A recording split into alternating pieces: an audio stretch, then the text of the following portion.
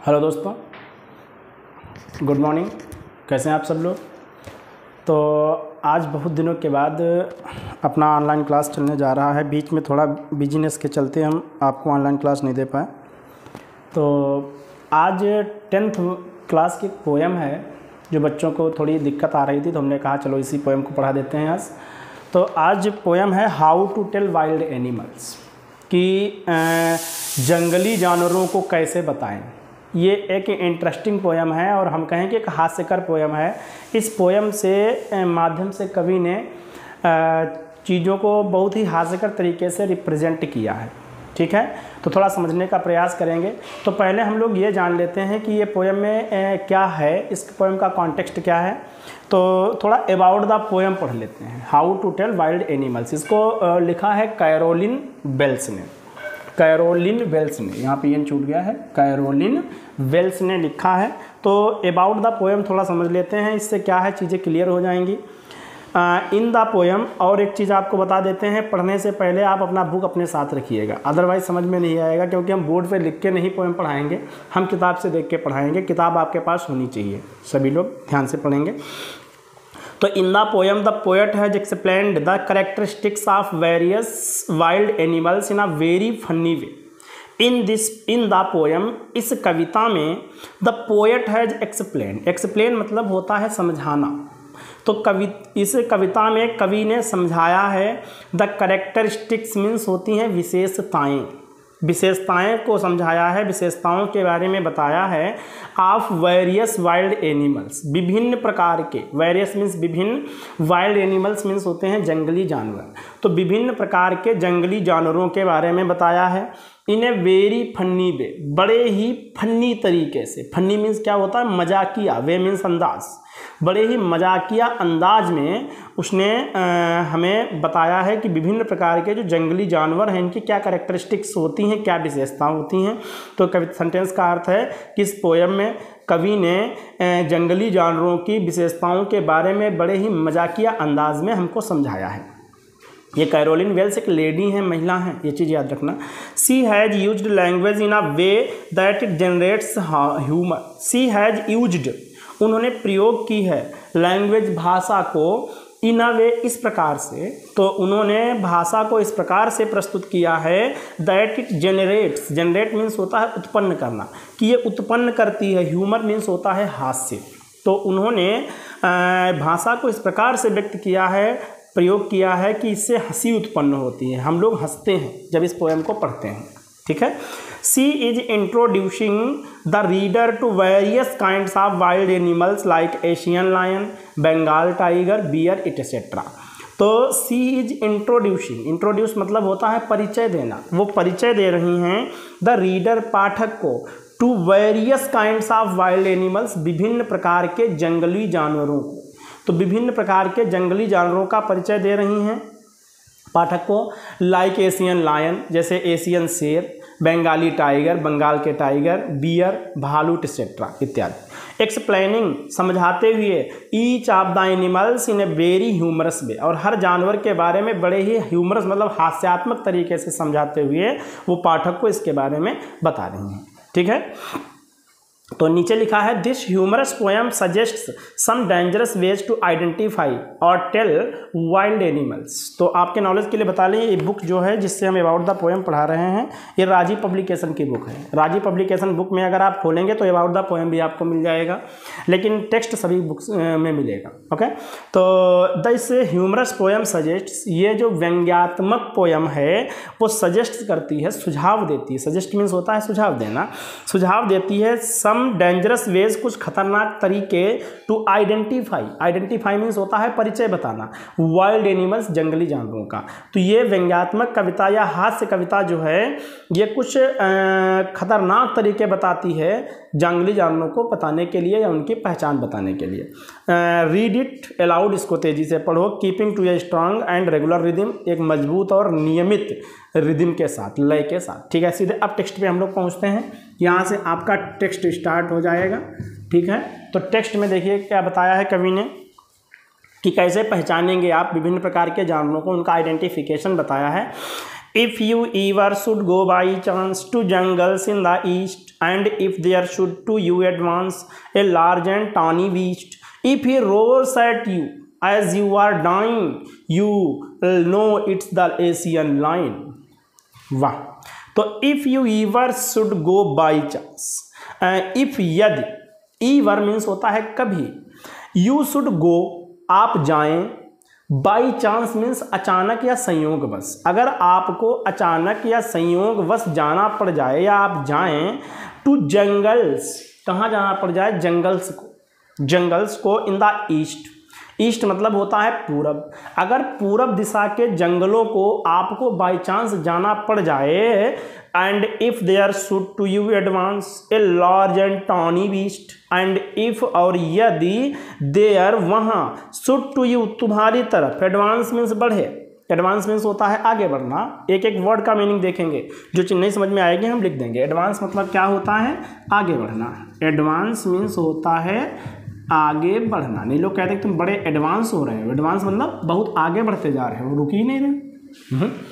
तो and if there should to you advance a large and tawny beast, अगर आपकी तरफ बढ़े, एडवांस करे, ए लार्ज, लार्ज मीन्स होता है बड़ा, और टॉनी मतलब होता है भूरे पीले रंग का, ये एक काइंड ऑफ कलर है। बीस्ट, बीस्ट मीन्स होता है जंगली जानवर, देखो एनिमल मीन्स भी जानवर होता है और बीस्ट मीन्स भी जानवर होता है। एनिमल्स अगर कहें तो सभी एनिमल्स उसमें जानवर आ जाएंगे, बट अगर हम बीस्ट कहेंगे तो वो केवल जंगली जानवर होगा, उसमें गाय नहीं आएंगी, भैंसें जो भी हमारे पेट एनिमल्स होते हैं। तो अगर आपकी तरफ एक जानवर बढ़े, वो कैसा हो, लार्ज हो, लार्ज मीन्स होता है बड़ा, एंड टॉनी बीस्ट और भूरे पीले रंग का बीस्ट हो, जंगली जानवर हो। If he roars at you, और अगर वो तुम्हारी तरफ रोर करता है, रोर मीन्स होता है दहाड़ना, अगर वो तुम्हारी तरफ दहाड़ता है, यू आर डाइंग, एज मानो कि यू आर डाइंग, तुम मर रहे हो, अगर वो तुम्हारी तरफ दहाड़ता है और ऐसे दहाड़ता है कि जैसे तुम मर रहे हो, तो देखो डाइन वहाँ पे DYIN उसने लिख दिया है, DYIN, क्यों, क्योंकि लायन से राइमिंग स्कीम मैच करने के लिए, कविता लिखते समय राइमिंग स्कीम भी तो देखनी पड़ेगी।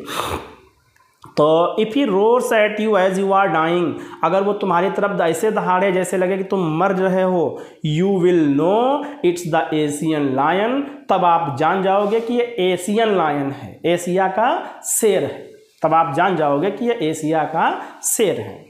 फिर से एक बार सुन लेते हैं।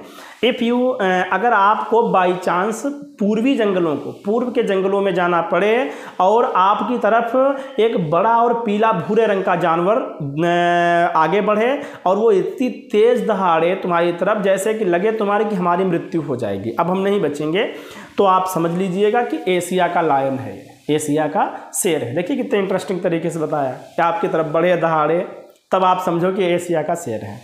अरे भाई खा डालेगा वो।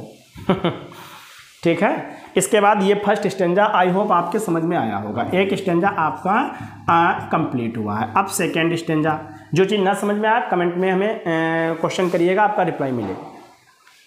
और अब दूसरा जानवर पहचानने का तरीका बताएगा पोएट। और if some time when roaming round a noble wild beast greets you with black stripes on a yellow ground, just notice if he eats you, this simple rule may help you learn the Bengal tiger to discern. अब Bengali tiger को पहचानने का तरीका बता रहा है। और अथवा इफ सम टाइम, कभी, व्हेन रोमिंग राउंड, जब आप रोम कर रहे हो, रोम मीन्स होता है भटकना, जैसे नहीं अब हम लोग कहीं दूसरे स्टेट्स में जाते हैं तो सिम में रोमिंग लग जाती है, पहले लग जाती थी अब पता नहीं शायद लगती हो, तो उसमें क्या होता है, रोमिंग मतलब भटकना होता है, दूर भटकना। अगर आपको कहीं भटकते समय, घूमते समय मिल जाए ए नोबल वाइल्ड, ए नोबल का मतलब आदर्श होता है, आप शाही भी कह सकते हो, तो एक आदर्श या शाही वाइल्ड बीस्ट, वाइल्ड मीन्स जंगली और बीस्ट मीन्स जानवर। अगर भटकते समय आपको कोई जंगली जानवर दिख जाए, शाही जंगली जानवर दिख जाए, ग्रीट्स यू, दिख ना जाए बल्कि तुम्हारा ग्रीट करता है, ग्रीट मतलब होता है स्वागत करना, अभिवादन करना, अगर तुम्हारा स्वागत करे, तुम्हारा सामना हो जाए, जानवर से with black stripes on a yellow ground, जिसकी येलो ग्राउंड पे, पीली ग्राउंड में जमीन पे ब्लैक स्ट्राइप्स हों। जैसे उसका टाइगर वगैरह का शरीर कैसा होता है, पीला, और उस पर ब्लैक स्ट्राइप्स होती हैं।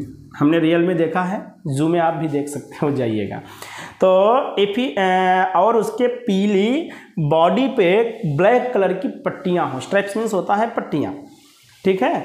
Just notice if he eats you, just notice, ये चीज़ नोटिस रखिएगा, ध्यान रखिएगा, देखिए इफ ही ईट्स यू कि क्या वो आपको खा जाएगा, हैं, ऐसा रखिएगा, याद रखना है कि आपको वो खा ना जाए। तो this simple rule may help you, तो ये साधारण सा नियम जो मैंने आपको बताया है, पीला बॉडी होगा, ब्लैक स्ट्रिप्स होंगी, और वो ऐसे आपकी तरफ बढ़ेगा, लगेगा कि आपको खा जाएगा। क्या करेगा, खा जाएगा। तो this simple rule may help you, ये साधारण नियम आपकी हेल्प कर सकता है, मदद कर सकता है टू लर्न, सीखने में। द बंगाल टाइगर इज डिस्टर्न, हैं कि जो बंगाली टाइगर है, ये कौन सा जानवर है, बंगाली जानवर है, बंगाली टाइगर है, ठीक है। ये आप तब क्या देखेंगे कि ये बंगाली टाइगर है। This simple rule may help you, ये साधारण नियम आपकी मदद कर सकता है लर्न, जानने में या सीखने में। द बंगाल टाइगर टू डिस्सर्न, डिस्सर्न का मतलब होता है चीज़ों को सूक्ष्मता से देखना या कठिनाई से देख पाना।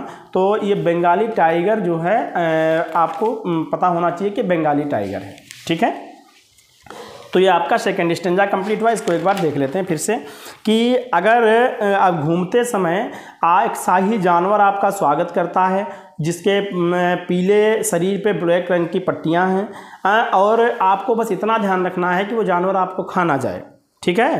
तो ये साधारण सा नियम आपको ये जानने में मदद कर सकता है कि ये बंगाल टाइगर है। कौन सा टाइगर है, बंगाली टाइगर है, बंगाल में पाया जाने वाला टाइगर है। डिस्सर्न का मतलब होता है कठिनाई से देख पाना, मीनिंग लिख लीजिएगा, DISCERN। इसका मतलब क्या होता है, कठिनाई से देख पाना,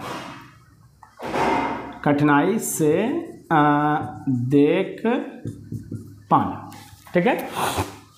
अगला है दो टू डिस्टिंग्विश बीस्ट ऑफ नहीं, if when you are walking round your yard you meet a creature there who hugs you very very hard, be sure it is a bear. If you have any doubts I guess he will give you just one more caress. हाँ भाई, तो if ये यदि when you are walking, जब आप walking कर रहे हैं, तीसरे जानवर के बारे में बताने जा रहा है कभी कि आप तीसरे जानवर को कैसे पहचानेंगे। If you are walking, if when you are walking, यदि जब आप वॉक कर रहे हैं, टहल रहे हैं, राउंड योर यार्ड, अपने यार्ड, यार्ड मीन्स वैसे तो आंगन होता है, आंगन के आसपास, अगर आप अपने आंगन के आसपास टहल रहे हो, you meet a creature there, और आपका आमना सामना वहाँ एक क्रिएचर से हो जाता है। क्रिएचर मीन्स होता है प्राणी, और आपका आमना सामना वहाँ एक प्राणी से हो जाता है। Who hugs you very very hard, और वो आपको बड़े ही हार्ड तरीके से हग करता है। हग मतलब होता है चिपकाना, और वो आपको बड़े ही तेज़ी से हग करता है, गले लगाता है। बी श्योर, तो ये श्योर हो जाना चाहिए, आपको ये समझ जाना चाहिए, it is a bear. Bear means होता है भालू। क्या है ये, भालू है। क्या है, ये भालू है। If you have any doubts, कवि कह रहा है अगर आपको कोई डाउट है, डाउट मीन्स होता है संदेह, अगर आपको कोई संदेह है, आई गेस मेरा अनुमान है, he'll give you just one more caress, तो आपको एक बार फिर वो केयरस करेगा। केयरस मतलब होता है प्रेम करना, ठीक है। तो मेरा मानना है कि वो आपको फिर से एक बार प्यार से स्पर्श करेगा, प्यार का एक एहसास आपको करवाएगा। तो आप समझ जाएंगे कि ये क्या है, भालू है, बियर है। ठीक, इसका एक बार में देख लेते हैं। अगर आपको आपके आंगन के आसपास टहलते समय एक जानवर मिल जाए और वो आपको कस के गले लगाए, ठीक है, तो श्योर हो जाइएगा, ये चीज़ विश्वास कर लीजिएगा कि एक बियर है, एक भालू है। ओके, अगर आपको कोई डाउट है तो मेरा अनुमान है कि वो आपको और फिर प्यार से स्पर्श करेगा, गले लगाएगा, तब आप समझ जाएंगे पक्का कि ये बियर ही है, भालू ही है।